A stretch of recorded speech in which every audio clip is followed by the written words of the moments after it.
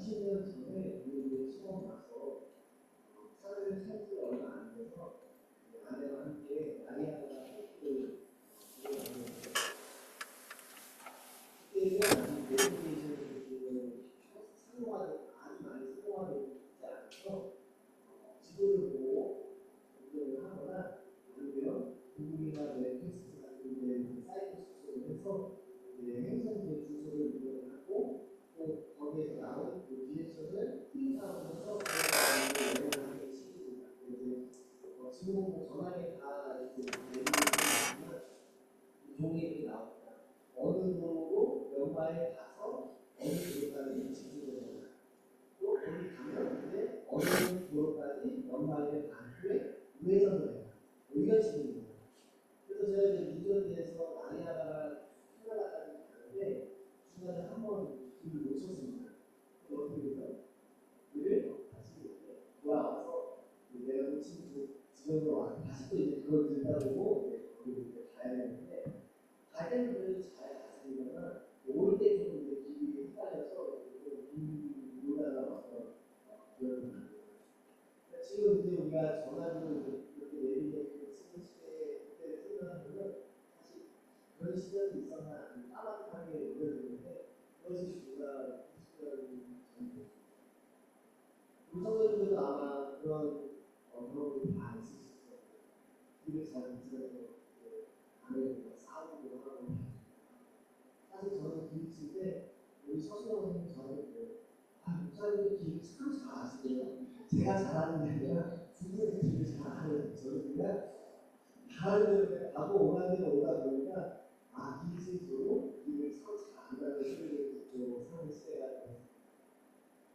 근데 이제 저는 이제 그런 생각을 해봅니다.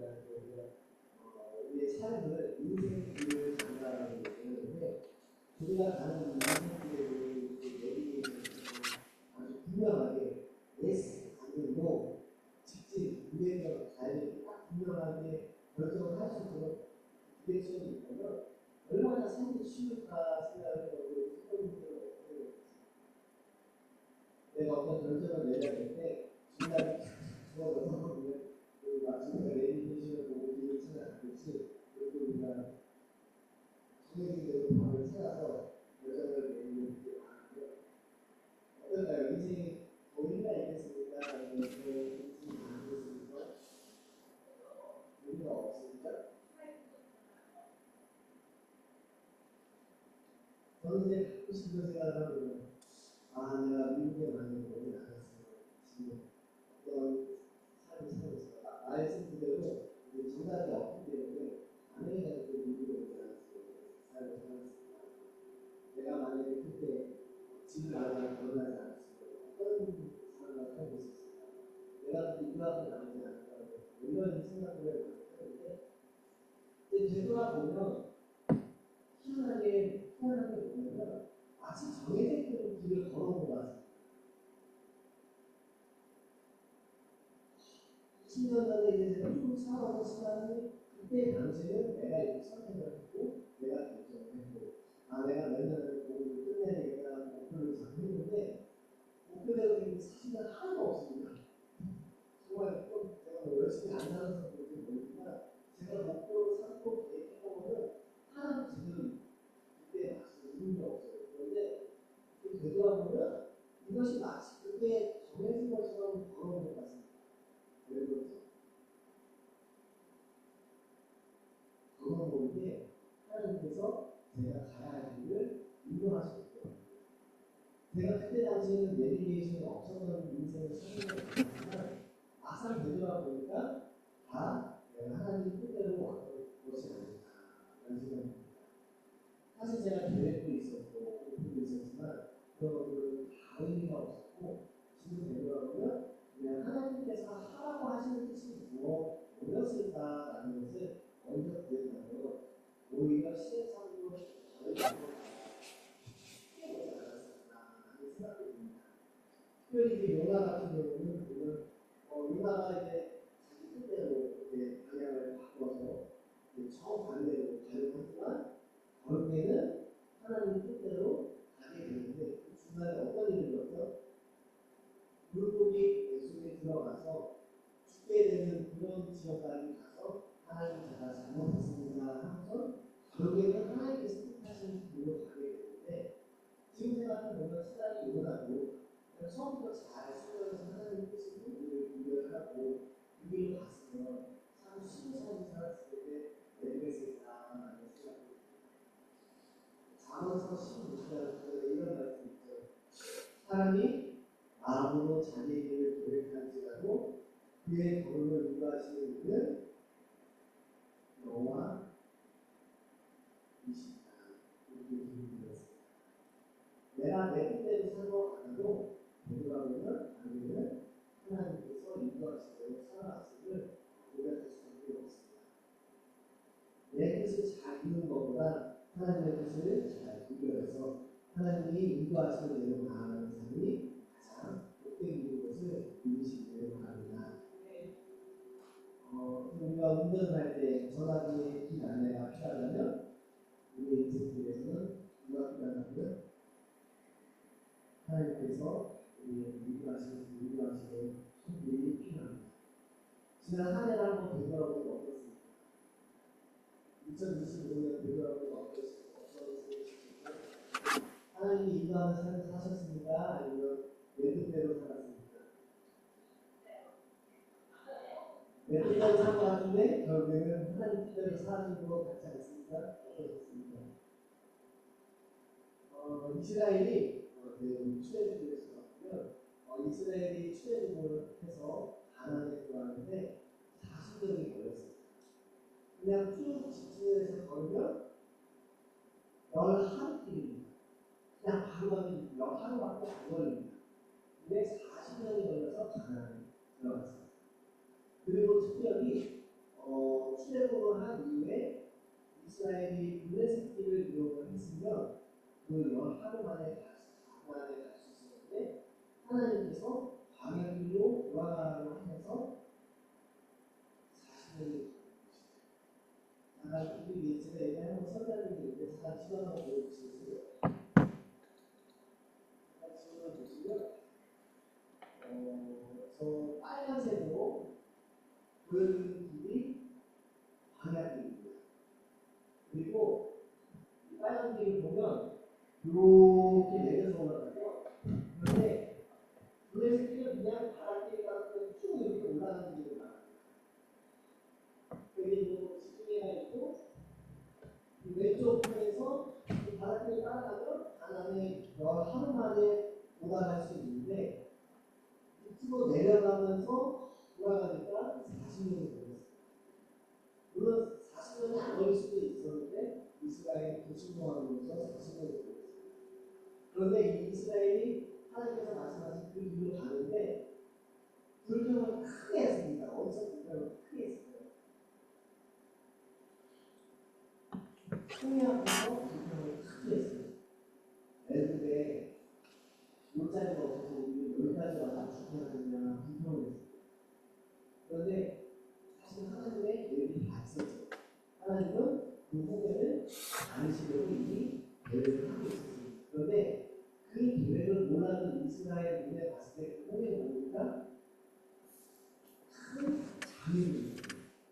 내 앞길을 바로 가는 큰 장애물이고 내가 쫓아오는 애국 군사들에게 짓밟혀서 죽을 수밖에 없는 죽음의 자리로 보일 수밖에 없는 자리입니다.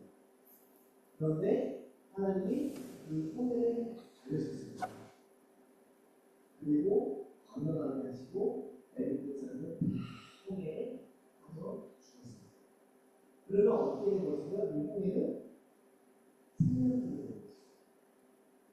그러면 만약에 이스라엘이 이 홍해길로 가지 않고 블레셋 길이라고 부르는 그 지중해 길을 가면 쭉 올라가서 어떻게 됐을까요?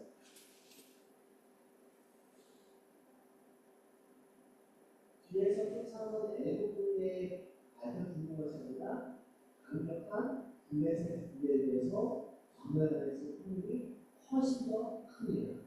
하나님은 그거를 미리 아시고 비록 죽음의 길처럼 보이는 그 홍해의 길로 그들을 내버리십니다. 우리가 2025년에 참 고통을 많이 받으신 분들이 있다면 어쩌면 그 길이 홍해의 길일지도 모릅니다. 우리가 눈으로 봤을 때는 너무나도 고통스러운 길인지 모르지만 오히려 그 길이 내가 블레셋 길로 감으로써 너무나도 편하고 빠른 길처럼 보이면 그 길로 감으로써 오히려 죽을 수밖에 없는 그 길을 오히려 돌아갈 수 있도록 하나님이 유행기도 하시는 굉장히 길이었을지도 모릅니다. 그렇기 때문에 혹여라도 내가 지나온 하늘을 돌아가면서 불편한 것을 하면 오히려 그것이 나에게 감사의 조건일 수 있음을 기억하시고 믿으시기를 간절히 축원합니다. 이 이스라엘은 불평을 했지만 사실은 그 위대한 길이 생명의 길이었고 또 40년 동안 이스라엘이 무엇을 하고 있습니까? 광야에서 하나님의 백성들은 훈련을 받았습니다. 그 훈련을 받고 진정 하나님의 백성이 된 이후에야 가나안으로 들어갈 수 있었던 것입니다. 하나님께서 인도하셔서 우리는 가나안으로 들어갈 수 있었던 것입니다. 이제 오늘 본문 말씀으로 들어가서 오늘 본문 앞에 있는 말씀은 어떤 내용인지 아마 다 아실 것입니다. 공방 박사가 새로 태어난 유대인의 왕을 모신 예수 그리스도를 만나기 위해서 공방에서 왔습니다. 귀한 선물을 가지고 공방에서 예루살렘으로 왔는데 누구를 만났습니까? 처음 누구를 만났죠? 헤롯을 만났어요. 헤롯을 만나서 내가 이러이러해서 본을 보고 따라왔고 이렇게 해서 유대인의 왕을 만나려고 하는데 잘 알고 있으니까 묻기 위해서 헤롯 왕을 찾아가는데 이 헤롯 왕은 겉으로 내세는 않지만 속으로는 나를 제자리를 뺏어갈지도 모르는 그 정치적인 적이 될 수 있는 이 유대인의 왕이 태어났다고 하니 이 새로 태어난 아이를 죽여야 되겠다라는 생각을 했습니다. 이 동방 박사들이 다시 헤롯 왕을 만난 이후에 예수님을 찾으러 때 헤롯 왕이 태어났습니다. 만약에 예수님을 유대인의 왕을 만나면 나에게 알려주면 나를 축하해 주니까 이렇게 얘기를 하지만 사실 속마음으로는 예수님을 죽이려고 했던 것입니다. 근데 박사들이 예수님을 만나고 요셉과 마리아를 만나서 선물을 주고 돌아가기 때문에 그 후에 헤롯에게로 돌아가지 않는 지시를 받습니다. 그리고 헤롯을 만나지 않고 바로 고국으로 돌아갔습니다. 동방 박사들은 떠났고 이제 예수님과 요셉과 마리아는 가만히 있으면 어떻게 됩니까? 헤롯에게 죽음을 당할지도 모르는 그러한 상황에 놓여 있습니다. 이때 하나님의 천사가 요셉에게 나타났습니다. 그리고 헤롯이 아기를 찾아 죽이려고 하니까 거기 있지 말고 애굽으로 가서 헤롯이 죽을 때까지 머물러 있다가 나사렛으로 돌아가라고 이렇게 알려주었습니다. 그래서 요셉은 밤에 아내와 함께 애굽으로 길을 떠났습니다. 오늘 본문은 이렇게 기록이 되어 있는데요. 오늘 본문의 기록은 사실은 호세아 11장 1절에 있는 말씀을 인용한 것입니다. 어떤 말씀이냐면 이스라엘이 어렸을 때에 내가 사랑하여 내 아들을 애굽에서 불러내거니라는 이 말씀을 이루기 위해서 요셉과 마리아와 예수님께서 애굽으로 피신을 하신 것입니다. 그리고 이제 그 이후에 헤롯이 예수님을 죽이기 위해서 베들레헴에 와서 이제 2살 이하의 모든 산의 아이들을 다 죽이게 됩니다. 혹시라도 유대인의 왕이 다 죽이게 되는데 이것은 예레미야서 31장 15절의 말씀이 이루어진 것이라고 기록되어 있습니다. 예레미야서 31장 15절을 읽어보면 여호와께서 이와 같이 말씀하십니다. 라마에서 슬퍼하며 회복하는 소리가 들리니 라헬이 그 자식 때문에 회복하는 것이다. 그가 자식이 없어져서 위로받기를 거절하느니라. 갑자기 라마가 나오고 라헬이 나오는데 이것이 무슨 말이냐면 예레미야서 31장에 이 예레미야서의 저자가 이 라헬을 낳은 이유가 뭐냐면 이 라헬이 베냐민을 낳다가 산모로 인해서 죽었습니다. 어디에서 죽었냐면 라마에서 베들레헴으로 가다가 그 길에 죽었습니다. 지도를 잠깐 보여주시면 위치가 있습니다. 위치가 잘 보이시는지 모르겠는데요. 이제 라마가 있고 밑으로 예루살렘이 있고 바로 아래 베들레헴이 있어요. 라마에서 베들레헴으로 가는 그 길에 라헬이 베냐민을 낳다가 죽었는데 이 말을 에레미야가 왜 썼냐면 이스라엘이 바벨론에 의해서 점령을 당하고 바벨론에 의해서 포로로 사람들이 끌려가는 모습을 보면서 이 라헬이 자신을 이것을 포복한다고 시적으로 표현을 한 것입니다. 그리고 시적으로 표현한 그 예레미야의 본문을 오늘 본문에 인용을 하면서 주사 문양의 사내 아이를 주는 헤롯에 대해서 기록을 하면서 이스라엘이 치욕적으로 이스라엘의 아이를 잃는 것에 대해서 기록을 한 것입니다. 그런데 마태복음을 쓰면서 이스라엘의 사내 아이들이 유대인의 왕이 될 줄 모른다는 그 이유 하나 때문에 주사 분야의 어린 아이들이 베들레헴과 그 유대인의 모든 아이들이 다 죽임을 당하는 것에 대해서 너무나도 괴로워하면서 또한 바벨론 포로 시절에 또한 이스라엘 수군이 끌려가는 모습을 포옹했던 그 예레미야서의 그 기록을 인용을 하면서 이렇게 헤롯이 나쁜 일을 만약에 저지르는 것에 대해서 이렇게 기록을 하고 있는 것입니다. 좀 약간 복잡한데 저도 설교를 준비하면서 이게 외교인들의 기록을 보고 거슬러 올라가다 보니까 그런 이스라엘의 슬픈 역사가 나타나는 것입니다. 남의 다른 나라의 천사들을 하다 보니까 정말 이유 없이 그러니까 특별한 이유 없이 그냥 사는 아이를 죽이고 하는 모습에 대해서 기록하는 쓰는 기록입니다. 하나님의 사자가 요셉을 인도해서 애굽으로 사역해야 되고 또한 헤롯의 사망 이후에 예수는 나사렛으로 돌아올 수 있었습니다. 결국에는 하나님의 인도하신 그의 특별히 이제 우리가 가을 같은 경우 성인들을 살게 되면 가을 같은 경우는 어떤 삶을 살게 됩니까? 하나님의 복음을 증거하게 될 때 예수님을 만나서 회심하고 예수님을 증거하다 보니까 유대인들이 더 화가 났습니다. 왜냐하면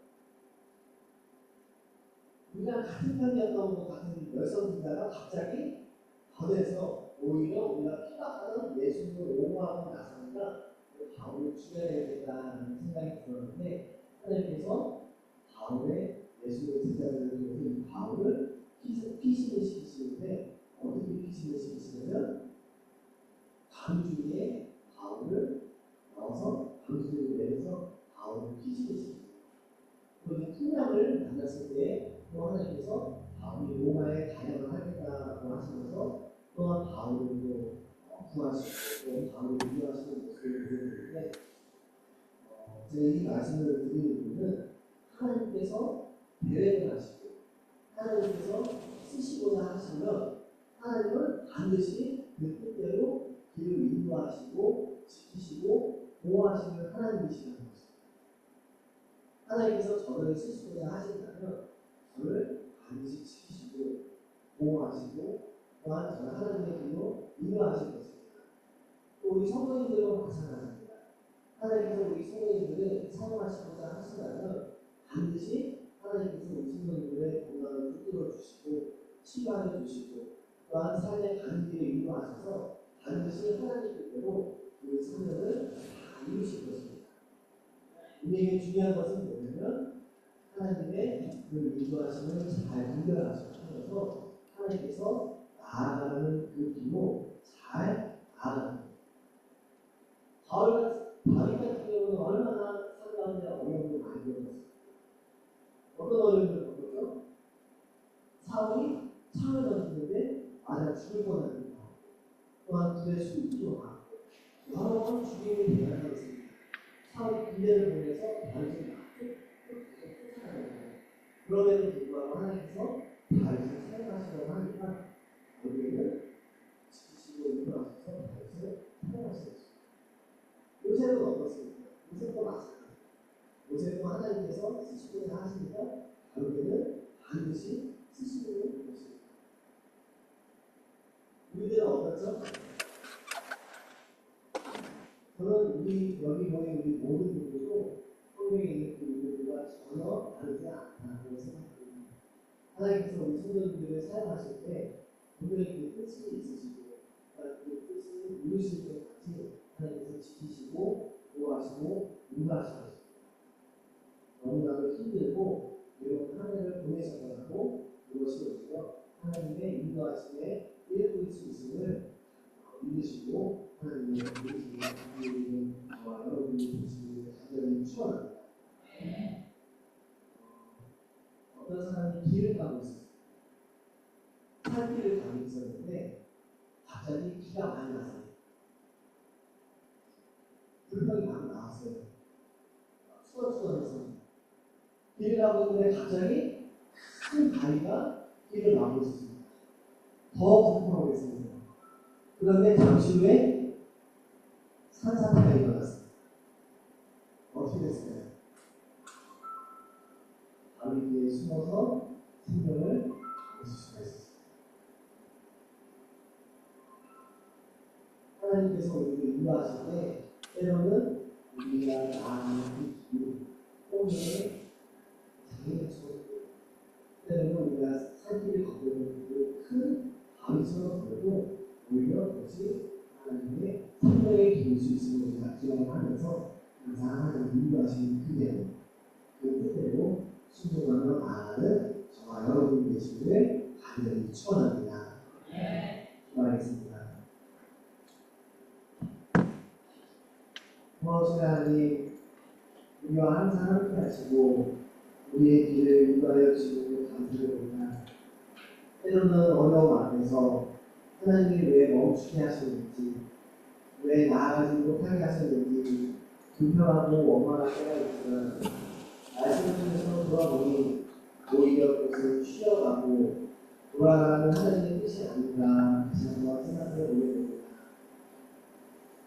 애굽으로 피신하였다가 나사렛에서 돌아간 요셉과 마리아와 예수님처럼 때로는 우리 삶의 장애물이 오히려 우리의 생명을 건지는 생명길이 될 수 있음을 다시 한번 돌아보았습니다. 항상 주님을 의지하면서 주님의 인도하심을 잘 구현해 나아가면서 주님과 동행하는 우리 모두가 될 수 있도록 주님 인도하여 주셔서